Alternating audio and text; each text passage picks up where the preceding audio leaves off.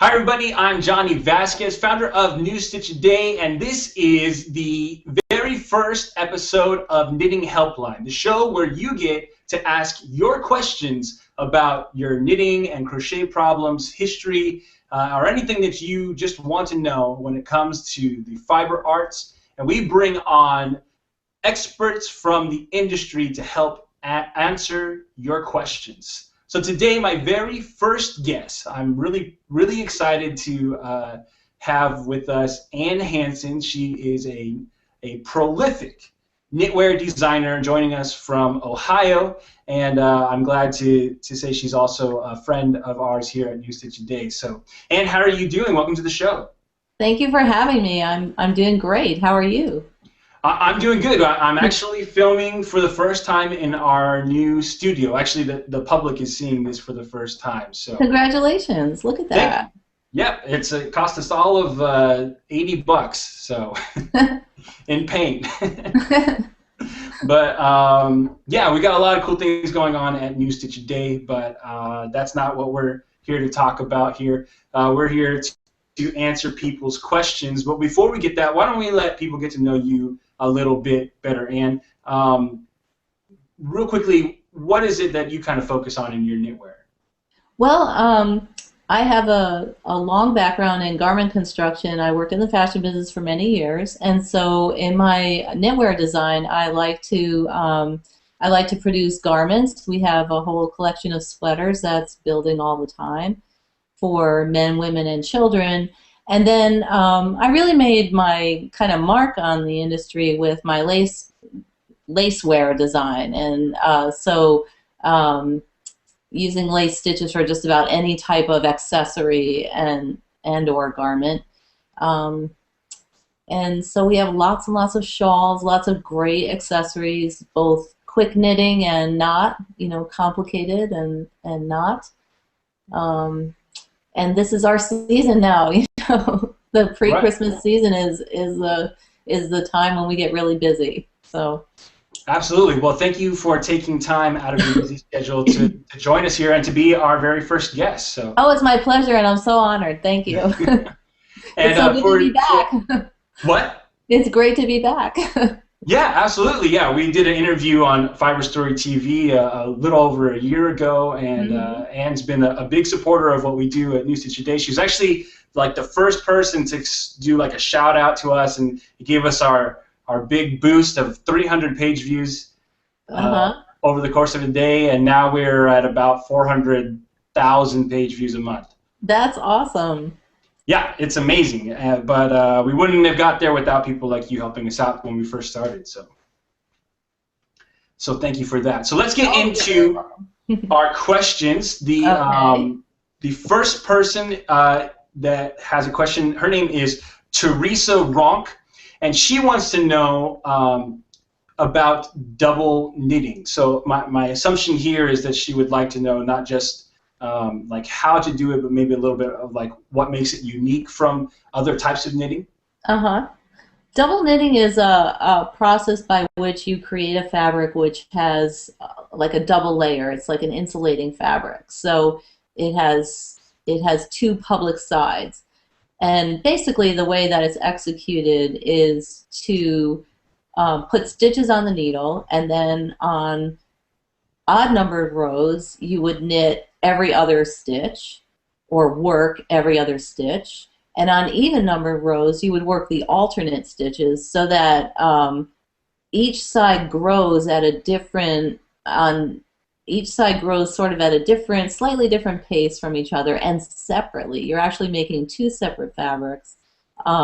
You can create an open pocket that way, like a bubble, and then you can also on different rows switch the stitches so that they begin to create a quilted effect, and so the stitches are kind of interleaved with each other. Okay. And in that way it's a thick fabric for sure, and not and it has certain uses, but you can't use it for everything. Right, yeah, a lot of people make scarves out of it because they make really nice thick scarves, but it's not particularly easy to shape. So right, and the famous double sock from the Anna Karenina book I think it was, or was it War and Peace? I can't remember which book. It is essentially knit that way, in that fashion. Oh, right, where the sock is knit inside of the other Inside, sock. yeah, yes, so that you end up with a pair at the end. Yeah. Right. So she like flips it inside out, and ta-da! There's Yeah. two socks. Right. That's a cool technique. We'll have to do a class on that sometime. And speaking of that, we actually have our Yarncraft Academy at New Stitch a Day, where we do in-depth online classes for topics just like this, and we have just released a class on double knitting. So if this is something that you want to explore a little bit more fully and learn not just the double knitting technique, but also how to do some basic color work with it, that's a great opportunity for you to do that. You can find more information on that at newstitchaday.com/classes. So let's get on to our next question. This comes from Manolia Kapoya, I think, is if I'm saying this correctly, and she wants to know just the basics of how to read a pattern. Not like, what does knit two together mean, but like understanding it, how to follow a written pattern. How to approach it, right? Right. Well, usually at the beginning there is a list of materials, and it's important to note what they are and why, and to think a little bit about why they might be used, so as not to substitute an incorrect material in for one that is specifically geared toward the project. The gauge and the kind of the information you need to get started is all on page 1. And it's important information, so don't skip over that. And then usually following that are the instructions themselves, step-by-step instructions on how to execute the project. It's a good idea to read through them at least quickly, just so that you can anticipate the steps coming up. Sometimes reading ahead can be confusing. Don't let that overwhelm you. Really, the purpose of reading ahead is to prepare yourself for the next step. And then usually at the end of the pattern there are finishing techniques, or not techniques, but finishing directions. So to help you put a nice finish on your piece and clean up all the edges and like that. So it's good to work through it from start to finish and not start in the middle by skipping the gauge or skipping the materials list. It's really good to start at the beginning. And to read all the notes. I know I put notes in my patterns, like little asides on this is what I want you to do. Those are important. They're in there for a reason. The other big, I think, thing about reading a pattern is that patterns have their own language. Basically, it's very concise and to the point, and there are lots of abbreviations in there. So it's really important to read every line thoroughly so that you don't miss something. Because unlike other reading where we're taught to skim and we can pick up all we need to know by skimming, knitting patterns are not written that way. They're written where every word is important. So, and as you knit more, I think you're going to become a little bit more familiar with how certain types of patterns are laid out, because how you read a sweater pattern will be much different than how you read a sock pattern and how you read a basic hat pattern, because you may have separate sections that you need to attach later. A raglan sweater is going to be constructed very differently than a sweater where you have to sew all the pieces together. So right. So sometimes the sequence of the way the pattern is laid out is important, because you get more information at the beginning that you're going to need later on. Sometimes with a sweater, information is repeated so frequently that they only give it to you in the first part. Right. So it's important. It can be helpful to follow the sequence the designer set out for you. It has a purpose. Absolutely. The other thing I would suggest to people is, if you are getting stuck on a specific line in a pattern and you're not quite sure what it's supposed to mean, I want you to do two things. One is to do exactly what it says to do. because it may seem really intuitive when you think about it, but as you're doing the physical motions of what it says, sometimes it comes to light, like, oh, okay, that's what they meant. So Right. it seems like it may be worded strangely, but that may not necessarily be the case. The other thing that will help with that is take all of those abbreviations and write them out in longhand, because that will sometimes reveal things that you might have been skipping on accident. So by seeing how everything is written out and unabbreviated, I think it will help sometimes too. That's a great idea, actually. Yeah. All right, let's move on to our next question. This is from Leon Cart, and they want to know how to finish in the round. How to finish in the round? Yeah, so is there anything special that you need to know when you're finishing work in the round? You mean a bind off, or you mean finishing work, or? They don't say, they don't. We'll move on to the next question because that one. I'm sorry. It's okay. It's not very well defined what their question is. Okay. Let's see. It sounds like they mean binding off, but. Well, because they say even in crochet, so that would. I think it's not just the bind off, but actually how to. When you have to close in the round, right? Yeah. Because you bind off the stitches, which is the same as you would flat, but it's, I think, connecting that little gap. Right, right. What would you do there? Well, I close off my loop by pulling the yarn through the last loop. So I cut my yarn, thread it through a tapestry needle, and thread that through the last live loop on my needle. And then I take that stitch and I mimic.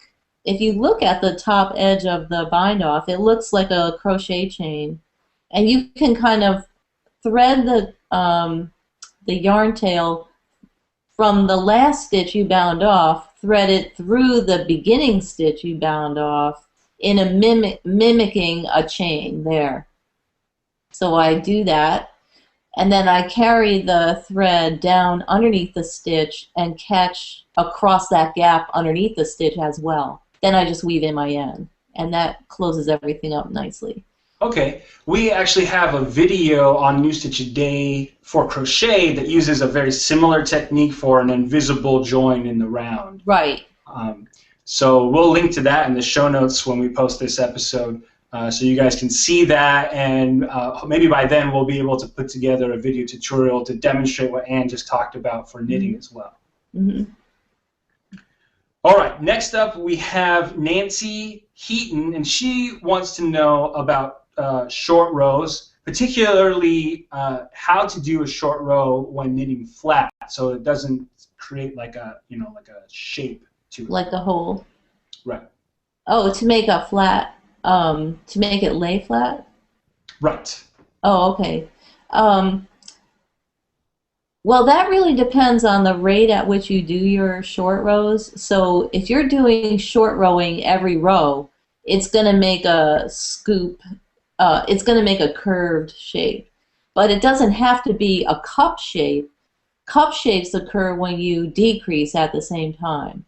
So like on a heel, you're short rowing, but you're also decreasing at the same time. And that's what's causing it to make a cup, which is desirable in a heel. Also, it could be desirable in the bodice of a sweater or something. Right.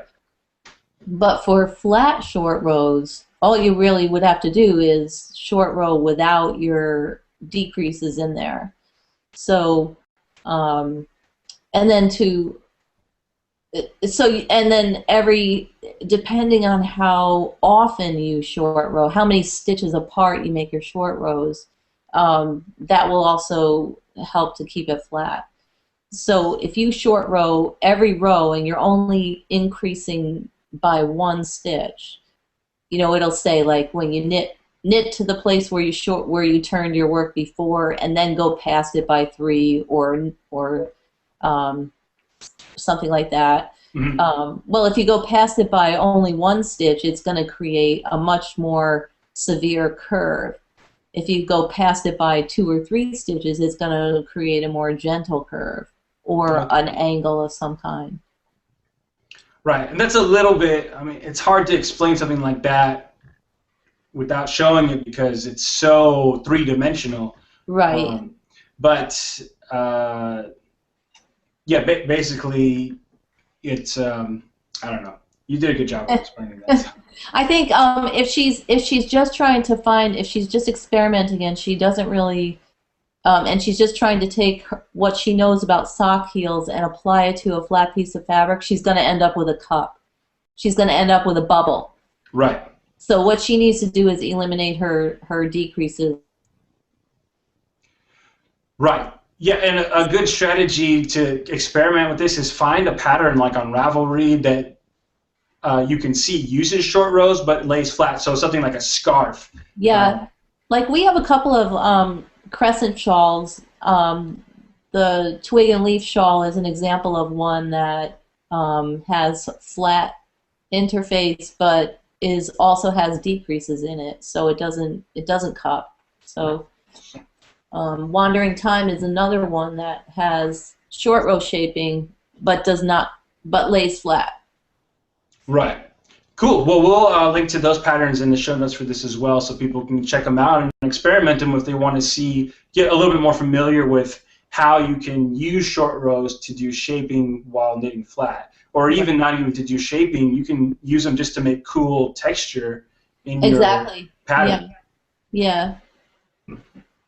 All right. Next up, we have Teresa Heath, and this is a question that we get a lot. Actually, they want to know what goes into taking a flat stitch pattern and converting it so that you can knit it in the round. Okay, that's really simply a matter of flat stitch patterns. Many of them have extra stitches added that balance out the pattern from side to side and make it symmetrical. So it'll say a flat pattern will be written like a multiple of 6 plus 3, which means that you'll put a multiple of 6 stitches on your needles, and then you'll add 3 stitches just once, which will occur at the beginning or the end of the row to balance the pattern. And that's because when you knit it flat and look at it, you want it to be the same from side to side. But when you knit in the round, there's no beginning or end to your row, so you don't have to worry about that. So in that case, all you need on your needle is the repeat itself, which would be the multiple of 6. You can eliminate those remainder stitches and just work with the repeat itself. So, but the thing is, many patterns which are written out the way they're written flat, as opposed to a charted pattern, the written instructions, it's hard to identify the repeat within the written instructions because sometimes the remainder stitches are at the beginning of the row and sometimes they're at the end of the row or they're split up between. So if you're new at this, your best strategy for working to convert patterns is to use a stitch pattern book that has graphs, has charted patterns, because charted patterns will show you much more clearly where the actual stitch repeat is. And they don't move the stitches around quite so much as a written pattern.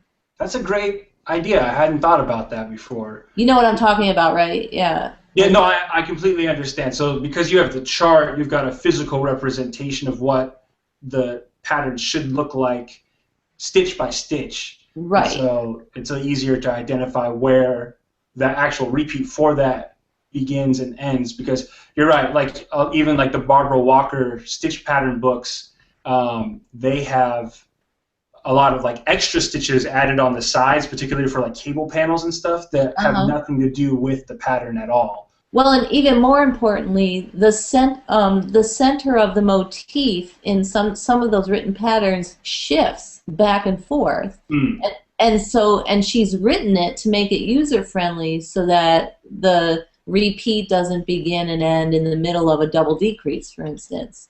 Right. Whereas on a chart, they think nothing of depicting a pattern like that where the repeat might cut off right in the middle of a double decrease and have like an orphan yarn over at the beginning of the row or something. And Right. but logically, that's a little easier for us to swallow. You know what I mean? When we're knitting in the round, it's a little bit easier to look at it when it's presented that way.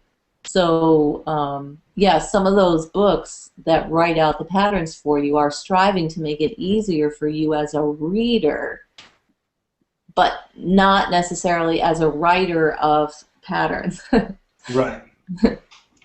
So there's two other things that you'll want to look out for when you're converting a flat pattern into one for the round. One is if you're looking at the chart, make sure that you recognize where the right side rows and the wrong side rows are, because often they are telling you to knit different directions when you're doing that. The other thing is, just like with the chart, you'll need to switch any purl stitches, or you'll need to reverse your stitches essentially that are on the wrong side row. And the order of them as well. If you're working with a written pattern, the wrong side rows are going to be written as if you're going backwards across the fabric. So when you convert that to knitting in the round, you're going to have to reverse that whole row, the sequence of stitches actually. Right. So that's not so hard for, like cable patterns. Often, the wrong side row is always purl stitches. So all you do is turn those to knit stitches, or even basic ribbing and other knit and purl type textured fabrics. It becomes a lot more complicated when you're trying to do that with lace patterns. Really, the best strategy is to take your written pattern and make a chart for it if it doesn't have one, and then work from there, and then derive your circular pattern from that.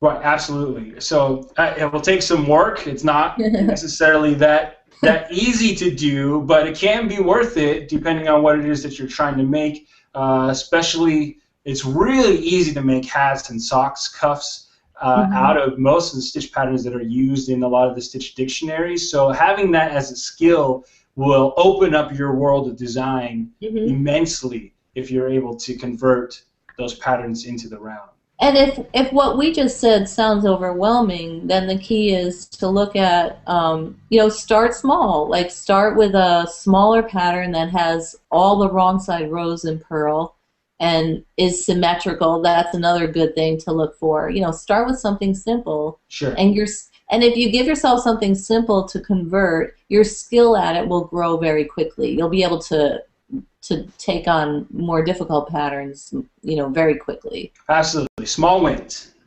That's right. Cool. Well, that's a question that we get a lot, and it's actually something that we're going to solve with what we're calling New Stitch a Day Plus, which is going to be a premium version of newstitchaday.com. So normally when you go to New Stitch a Day, you watch the video tutorial to show you the stitch pattern. Underneath that, we have the written instructions, so you can see how the pattern is laid out. If you didn't want to watch the video, or you just wanted a refresher, or want to print it out even, what we are doing with New Stitch a Day Plus is we're going to be doing these conversions for people so that there will be a chart that's flat, a chart that's in the round, instructions that are written out in the round, as well as instructions that are converted for people who knit in like an Eastern combined style, where they have to actually change the way that they do some of the stitches because it doesn't work right. the other way. And so that's going to be a low monthly fee, and you'll be able to get access to all of the stitch patterns with all that bonus content, so you don't have to think about it. It's just done there for you. Nice.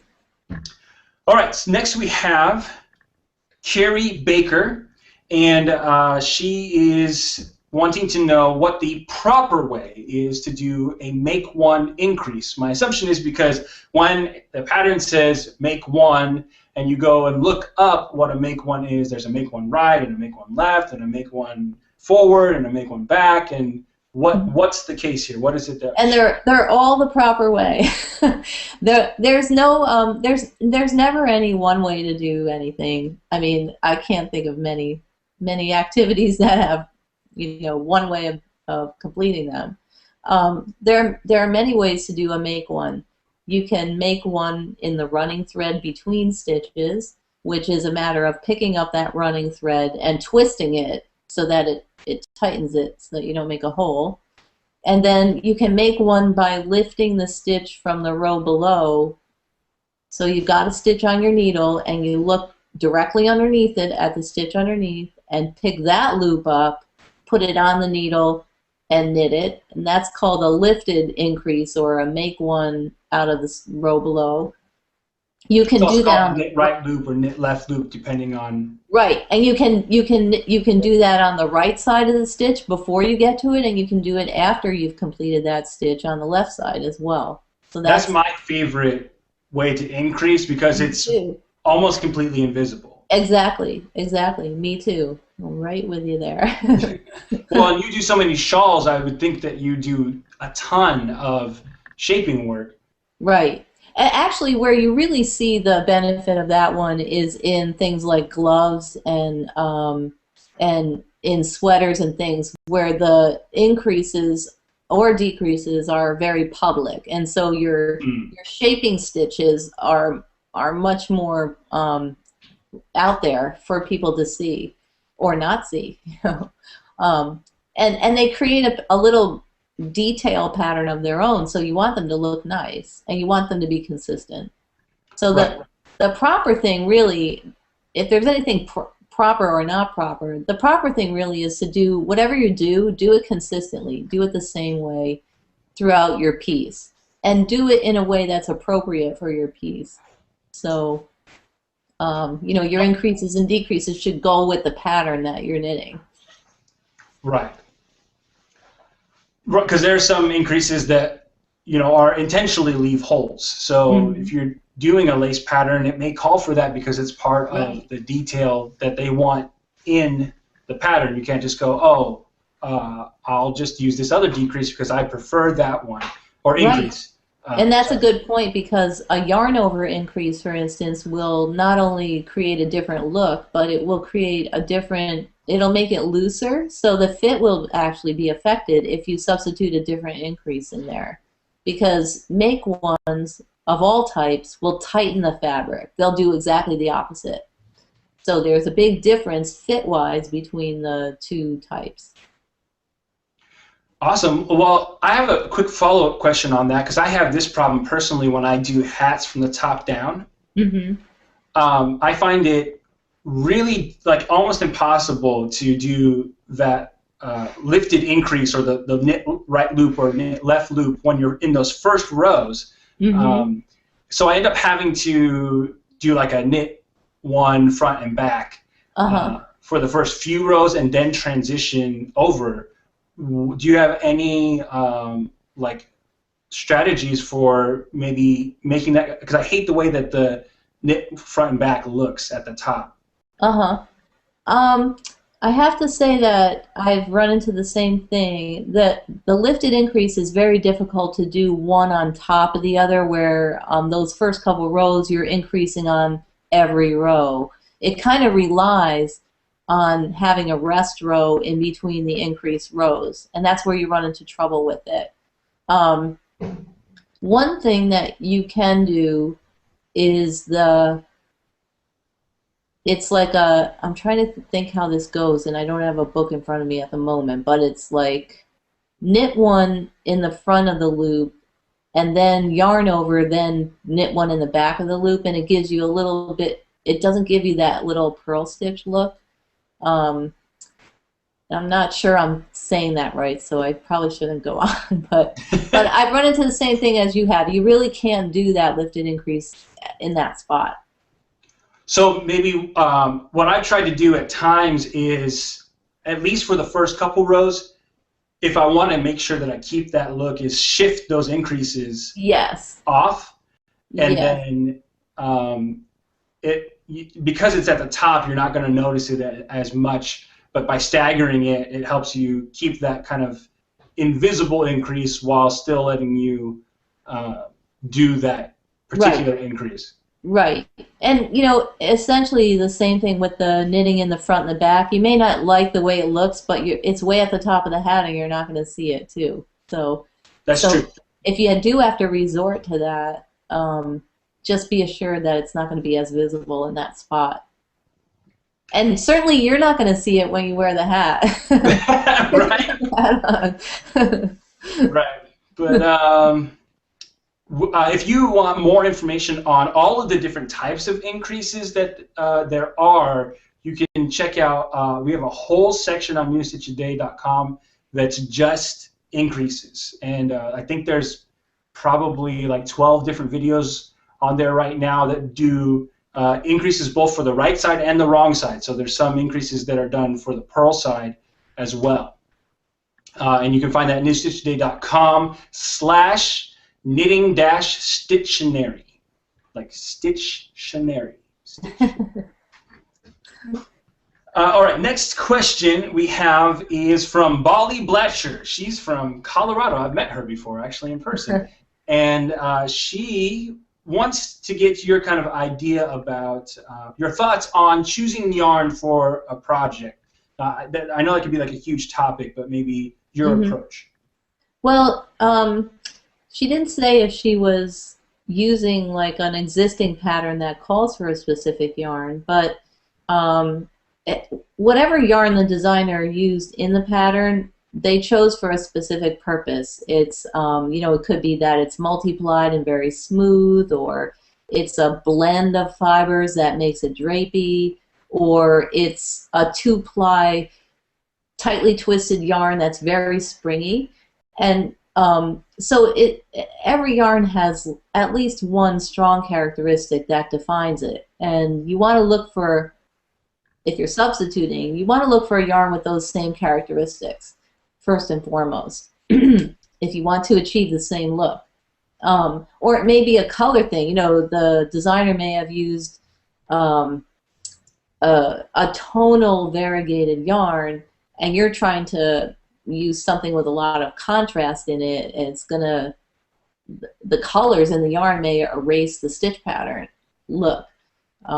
So you want to at least pay some attention to what characteristics of the yarn the designer chose has, and look for those same characteristics in your yarn of choice, and that will give you the same look.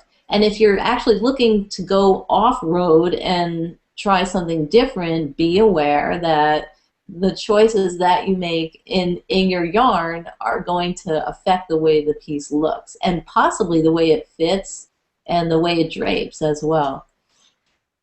Yeah, one good strategy is, because a lot of people will have this problem, a designer maybe uses a really expensive yarn that's going to cost like $1,500 in order to knit a sweater because it's made out of like angel silk or something, you know, like so taking a swatch and knitting it up is something that has some of those similar characteristics is going to give you a really good idea of how that's going to play in the pattern.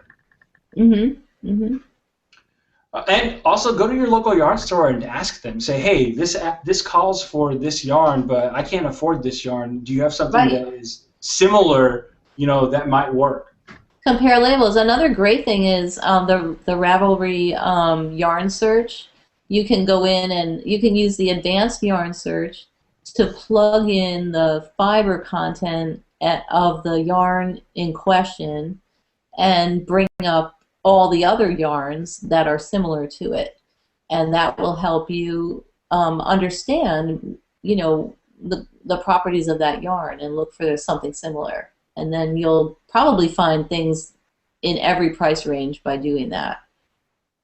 Yeah, that's another really great tool. I think the advanced search in general for everything on Ravelry people should become really familiar with, because you can find anything that you're looking for by filling in some of those boxes on the side. In a very specific way, you can winnow out everything you don't need very quickly. Yes. Right. Well, I have that problem when I'm looking for patterns for men all the time because trying to find something that I like is really hard, which is one reason why I've started designing my own stuff, because it was been so difficult. But just by ticking that gender box and saying for men, really narrows down the field a lot. So, and you can do that with a lot of different things on there, including yarn. So that's a great tip. All right, we have another question. This is from Adrienne Souders, and she wants to know some strategies for keeping her place when doing a complex pattern. A pattern, or is she on a chart, or does she say anything like that? Well, she would like to learn how to read charts, but she's also asking about techniques for reading and keeping track of her place in a complex pattern. Well, the first... Like there's multiple charts in a pattern, you know, or sections or things like that. Right. The first thing to do is to understand the construction of your actual garment. So, for instance, in something that might be considered complex would be like a lace shawl, but lace shawls have little sections within the geometry of the piece itself, and the stitch patterns that occur in those sections could be on different charts or might be on the same chart. So it's good to have an understanding of what you're building first of all, okay, and then within the stitch patterns themselves, you're also building little motifs often, whether it's cables or even knit purl patterns, but especially in lace patterns, you're constructing a pictorial element. And so it's important to kind of key in on the reference points of that pattern, like where's the highest point, where's the middle point, what happens on either side? Is it symmetrical, or does it go from one side to the other, zigzagging, or how is it, what kind of a shape am I making? What can I anticipate from one row to the next as the pattern develops? And that's not very concrete, but if you can get your mind to begin thinking that way, it's extremely helpful, because that whole act of anticipating and understanding what you're building is going to free you from being glued to every word of the instructions. It's going to help you a lot. And then physically what you can do is, I think one of the most invaluable things, there are two things that are invaluable. One is to create for yourself some kind of system of dealing with counting and keeping track of your rows. It might be a little chart in a notebook that you keep. Lots of people do that. It might be a set of markers. It might be one of those bracelets that people wear, but somehow figure out a way to keep track of where you are and what you've done. And when you leave off at night, mark your place so that when you pick it up, you can go back there. And then second of all, this new, it's not new anymore, but highlighter tape, a lot of people still haven't heard of it, but it's really invaluable. You can use it on your written instructions. It literally looks like a highlighter pen, but it's a tape, and you can remove it and move it almost endlessly. You can use it over and over and over, and it doesn't fall off or anything. So that's helpful. It's a great invention. I was just going to suggest that. So. Yeah, you can mark your written instructions with it, but you can also take it and put it on your chart, and it's see-through, so it allows you to see where you came from and where you're going. And you can even mark off vertical repeats, vertical sections of a chart, like every 10 stitches or whatever helps you to keep track of at one time, you know. And if you don't have highlighter tape, you can also draw red lines on your chart to help you keep track. When there are long stretches of stockinette, you can write down the number of stitches there, and people have all kinds of systems that they use. Feel free to impose your system, whatever helps you, on your pattern. You know? Right. Another thing I would add is use a lifeline if you're doing something that's really complex. It doesn't have to be just a lace pattern, although that's often what people do. But if you've got a pattern that has some complex repeats, thread that yarn in there and Hmm. let that help be a marker for you so you know where you ended in that row. Yeah, yeah, it's like a bookmark, you know. Exactly. One thing I would caution about is a lot of people get very reliant on plastic stitch markers or metal ones, and they're great until they're not, you know. They're great. They're great until you have to shift them every repeat of the row. You have to shift them over one stitch and then shift them back. There are going to be places in many complex patterns where the stitch markers need to move. And when that happens, there's room for error in that. So, Mm. you know, just be careful with them. Yeah, absolutely. I was doing a Jared Flood pattern where it was done with short rows. It's a Uh-huh. cowl, Uh-huh. and it's another one that's knit flat Uh-huh. in the round. And I had never encountered having to move my stitch marker before, and Hmm. so I was like, What do you mean I have to move it? Like, doesn't it always Yeah. stay in the same place?" Yeah. Um, When in actuality, I assume you mean like where you turned, they put a marker there or something, and Well, it, actually, the way that he had it written was the beginning of the entire piece where you were beginning your round was shifting. uh-huh. And so you would place a marker and then you would start knitting around back and forth to that marker. Uh-huh. And then you would shape it for a while and then you would move it back and then Hmm. shape it again. Hmm. And that helped keep it flat as you were Uh-huh. knitting it. Right. So it was really interesting, but it looked like a super simple pattern. It turned out to be a bit more complex than I had anticipated. So Hmm. I I can't know remember the name of it off the top of my sometimes head. with the short rows, a pattern will tell you to use a marker where you turned your row, and all Right, that means is that you have to move it every time, you know. When in fact the turn itself is a marker, you know, it's a pretty obvious spot, and if you're right, paying attention, that could just be your marker. You don't really right. need We that. actually we just released a pattern not that long ago called Sidewinder that's shaped. It's garter stitch knit flat, Uh-huh. and then shaped on the top with short rows Mm-hmm. to help make that the hat. So the garter stitch actually looks like ribbing, Right. and and someone suggested that we add in place marker where the um, short rows start. Uh-huh. And I was like, I'm not going to do that because you need to learn how to read your Yeah. knitting so Yeah. that you can, see what those stitches are and what they're doing. So, Right. Because what if it pops off, you know? right, yeah. So, learn to read your knitting. All right, we got one more question, but before we do that, and what would you say is the biggest resource that you go to whenever you have to start designing a pattern? When I have to design a pattern? Yeah. Well, you know, stitch patterns are really important to me.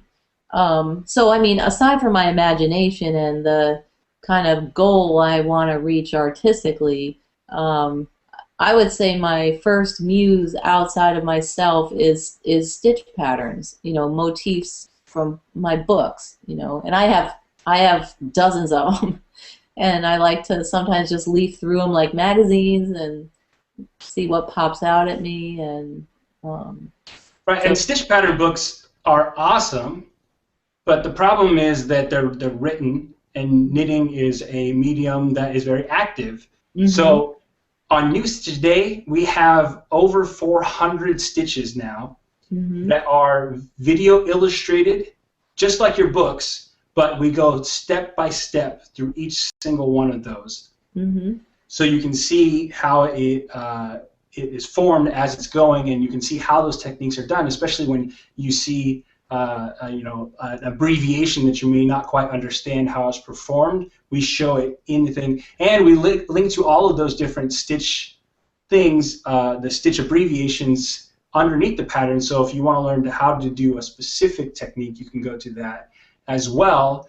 And we also have a really awesome program called our VIP list. So that's people who want to sign up for New Stitch a Day. It's free, and you get all kinds of extra benefits, like being invited to be a guest on this show. because in the future we're actually going to have members of our audience that will be able to ask questions live to our guests. And the only way to hear about that is through being a part of our VIP member program. So you can go to newstitchaday.com/VIP and sign up for our VIP members list, and you're going to get all of those benefits, plus you'll get all of our free content delivered directly to your email box, so you don't have to keep checking back on the website to see if there's something new.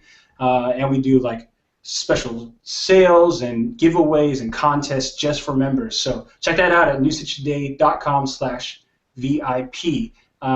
So we got one more question, and then you got something coming up that you want to talk about as well, right? Cool. So we have our last question is about, this is from Rebecca Brown, and she wants to know kind of like what all the different knitting needle sizes mean. So she uses the example of a US 7 compared to like a 5mm size, and then there's also British sizing, and I think like Australian sizing, and there's steel needles or steel hooks and double aughts and triple aughts. Right. Well, without a reference book in front of me, I can't tell you everything about them. But as far as I know, the American system of numbering the sizes is pretty arbitrary. It doesn't really relate to the actual size of the needle at all, except that we know a size 7 as a size 7. We know that it's a 4.5mm needle now. The British system, the old British system, they've gone to the American system now, but the old British system ran the numbers in the opposite way, so that 1 was the biggest and 11 was like the smallest. That was, I believe that ended after the war, but honestly, like I can't say for sure. Somewhere in the history books, I remember reading about it, that they converted to the American system at some point in the late part of the 20th century.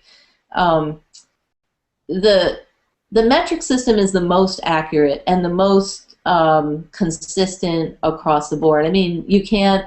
4.5mm is 4.5mm no matter what language you're speaking in or what country you're in. So the smartest thing to do when you approach any pattern is to look at the millimeter size of the needles and to shop accordingly. Shopping by the needle number isn't going to be very helpful, particularly if you are out of the country, if you are reading patterns that are from out of the country as well. So I always go by the millimeter size personally, but in my patterns I list it as a number size because I'm writing in America for American knitters. Absolutely. You also, we have like an old stitch or needle sizer. Mm-hmm. I think from Vogue Knitting from like probably like the 40s or 50s, mm-hmm. and it has sizes that you won't see on a current stitch or needle sizer because they're accounting for millimeter sizes that are not commonly produced now. Yeah, and that's another thing. Some systems, and every company can be different. I know Clover, for instance, their size 6 needle is where every other company it's a 4.0mm needle. Their size 6 is a 4.25mm needle, and they don't make a 4.0. So so between companies you're going to have little anomalies like that. It's one of the kind of nice things about what we do is that there are all these different options, and quirky kinds of things. But the most accurate thing to do is to go by the millimeter sizing and to shop accordingly. Absolutely. As the number goes up, the diameter of the needle goes up as well. And that's true in the American system too. As the number gets bigger, the needle gets bigger. But the American system really doesn't account for all kinds of things. Like, for instance, within knitting needles, anything below a size 6, the different sizes are the size increment is 1/4 of a millimeter. Everything above size 6, the size increment is 1/2 millimeter. But nothing's going to tell you that. No book is even going to really tell you that. Right. You kind of have to just notice that it's happening. Right. So the needles get bigger even faster above size 6, and they get smaller even slower below size 6. And you'll find like double-pointed needles, usually designed for socks, that go way down in the millimeters so far that they stop, like they don't have enough numbers, so they start doing multiple zeros. So Right. one other thing I would like to add to that is if you have a needle that is of a different shape other than round. So there are companies that produce triangular and square needles. Mm-hmm. Even though they technically will say that they're a particular millimeter size, try them out, because they're going to change the tension of your stitches a little bit, and so you may not knit quite as tight as you would normally knit with like a 6 millimeter in that size in a round needle. That's true. You have to be careful with that. And that's one of the reasons, a lot of people ask me, oh, do you knit with the square needles? They're so nice. And it's like, yeah, I love them, but I'm designing for people, and I need to use a standard, And in fact, for a long time, when I first was publishing patterns, I had some handmade needles that I loved, and soon realized through my test knitters that I was not knitting on the same gauge as they were. So I had to stop using those needles for work purposes. So. Well, and that's a good thing to think about. If you are designing patterns, particularly with the tools that you're using, try to use what a lot of people would be using, so that you're going to have the most consistency, and that will save you a lot of headache. And conversely, if you're a knitter, and you should do this anyway, but if you're a knitter, it's important to swatch to get the right stitch gauge. The stitch gauge, achieving the stitch gauge is out trumps using the needle size always. So, and people, no matter how many times you say that, people still get stuck on, but I have to change 3 needle sizes. It's like, it doesn't matter as long as you get the right number of stitches per inch and the right number of rows per inch. Right. It's better than working out of it's better than ripping out an entire sweater because it doesn't. Right. And knitting off gauge. Yeah. Yeah. So no matter what your needle situation is, the important goal is to achieve the correct gauge, and it doesn't matter what needle you use to do it. Absolutely. Well, that's all that we have time for as far as questions go, but Anne, you've got something coming up that it sounds really cool. What is it that you're doing? Well, we have a couple things. Right now we're in the middle of sign-ups for our new for our 2013 Bare Naked KnitSpot Club, which is a club, a 6-month club where we explore undyed yarns in as many different fiber types as we can touch on. So recipients will receive a package each month with yarn and some kind of cool yarn. It's always a surprise, so that's part of the fun. And then a downloadable book chapter. It's a complete chapter of a book, usually somewhere in the neighborhood of 30 pages, which we go on a little fiber adventure, looking at the animal, looking at the part of the world where the fiber comes from. We talk to the people who mill it. We take beautiful photos, and then the patterns for the month are included. And it's just a lot of fun. And along with that, of course, our Ravelry Clubhouse, which is the swingingest clubhouse on Ravelry.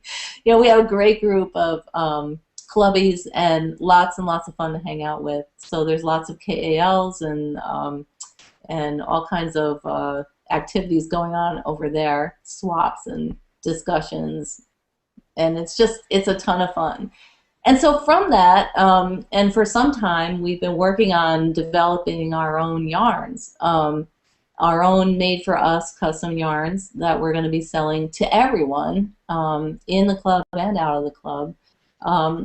Many times they're yarns that we've introduced through the club and that were successful, and we're going forward with some of those.